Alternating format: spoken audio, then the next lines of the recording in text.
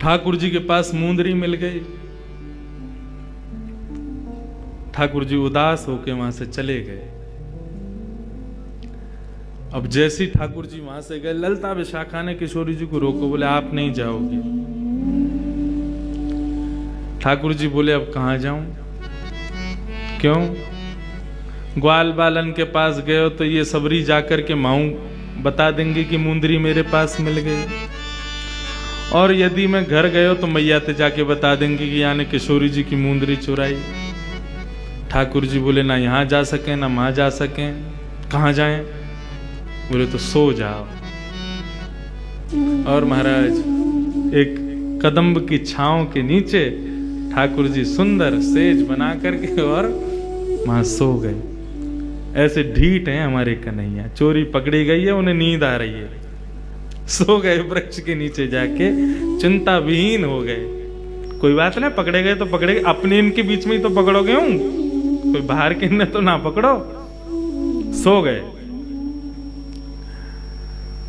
अब तो महाराज ललिता विशाखा समस्त सखियों को किशोरी जी डांट रही हैं, बोले तुमको शर्म नहीं आती है, और वो श्याम सुंदर को इतना श्रम करा दियो, ऐसे ऐसी बात उनसे कह दी तुमने, बेचारे रूठ के यहाँ से चले गए, चलो उनको मनावे चलो।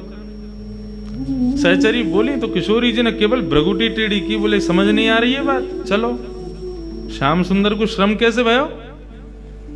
वे श्रम में रहेंगे तब तक मेरा हृदय विचलित रहेगा, चलो प्रणाम करवे चलो, क्षमा मांग के आएंगे।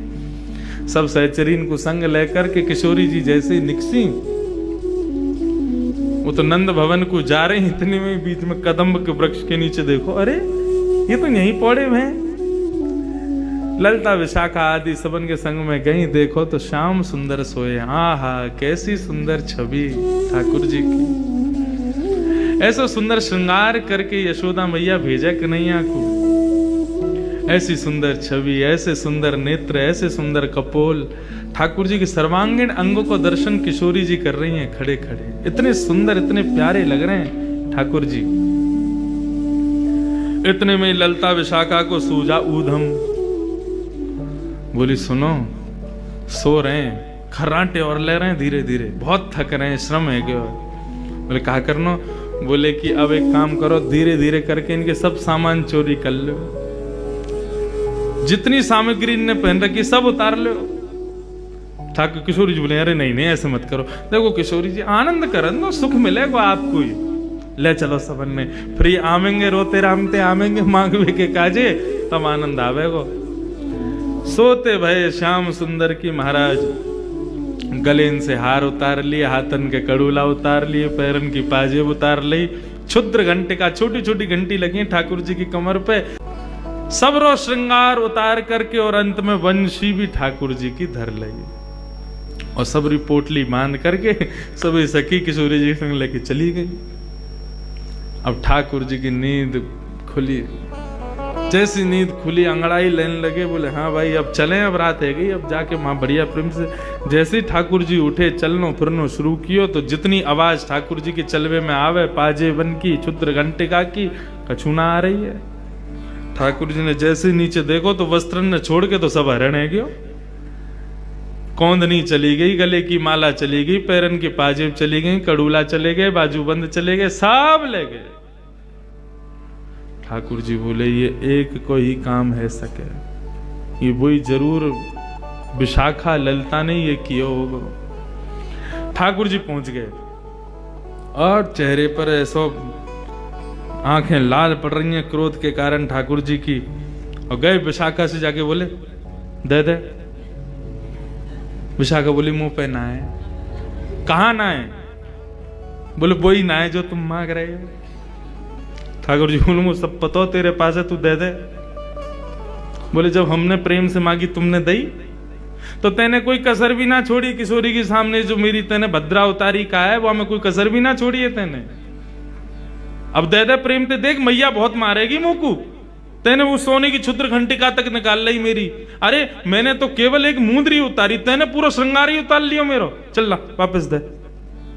बोले यदि तुम नंद के लाला हो और यशोदा के छलिया हो, और तुम में यदि तुम बहुत अपने आप को बहुत बड़ा कुछ मानो, कुछ समझो, तो लेके दिखाओ। ठाकुर जी बोले ये तो चैलेंज दे दियो यानी। ठाकुर जी बोले तो फिर ठीक है, हम नंद के लाला नहीं, हम यशोदा के लाला नहीं, हम नंदगाम के छोरा नहीं, यदि हमने तुम्हारे हाथन सो अपनो सारो श्रृंगार लियो नहीं तो आएंगे लौट के, बदला तो लेंगे। विशाखा बोली हाँ देख लेंगे, आ जाइयो। विशाखा बोली हाँ देख लेंगे, आ जाइयो। अब जैसे ही महाराज ठाकुर जी गए और ठाकुर जी ने जाकर के अपनो सखी वेश धारण कियो, स्वयं को सखी बनायो, अपनी धोती बगलबंदी सब उतार करके सुंदर साड़ी पहनी और जो भी सखी पहने वो सब पहनो, मांग में सिंदूर भर के सुंदर चुनरी सी लगा के मुंह में दबा करके बिल्कुल सखी रूप भेष धारण करके बिल्कुल कटीले नेत्र तो ठाकुर जी के ही श्रृंगार ऐसा सुंदर कियो। हे कृष्ण लला तुम होते लली तो गरे कट जाते करोड़न के। लाला है तो कोई कमी छोड़े ना, लाली बन जाएंगे तो काहल करेंगे, और लाली बन गए ठाकुर जी।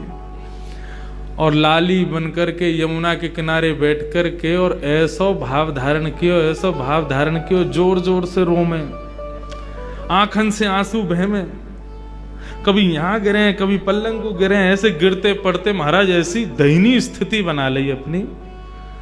रोते रामते पहुंच गए सबरी सखीन के पास। ललिता विशाखा बोली अरे अरे बहन, अरे इतनी गिरती पड़ती आ रही, अरे बहन कौन है बहन, जाके संभालो। ठाकुर जी बोले मैं कृष्ण विरहिणी हूं, कृष्ण विरह में व्याप्त हूं, जब तक कन्हैया को दर्शन ना होगो मेरो मन ऐसे विचलित रहेगो, मुझको श्याम सुंदर के दर्शन कराओ, अरे कोई नंद नंदन के दर्शन कराओ, अरे कोई भाई यशोदा नंदन के दर्शन कराओ, यदि मुझको दर्शन नहीं भयो तो आज ही प्राण निकल जाएंगे। ऐसे रो में ललिता विशाखा के कंधा पे सिर धर धर के रो में ठाकुर जी।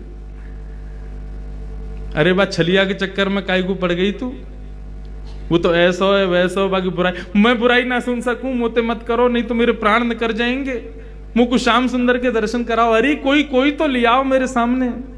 कृष्ण नाम जबते श्रवण सुनो रियाली भूरी री भवन में तो बाबरी भई रे। अपने ही भाव को स्वयं ठाकुर जी जो उनके विरह में होता है वही ठाकुर जी अपने ही विरह में रुदन कर रहे हैं, रुदन कर रहे थे।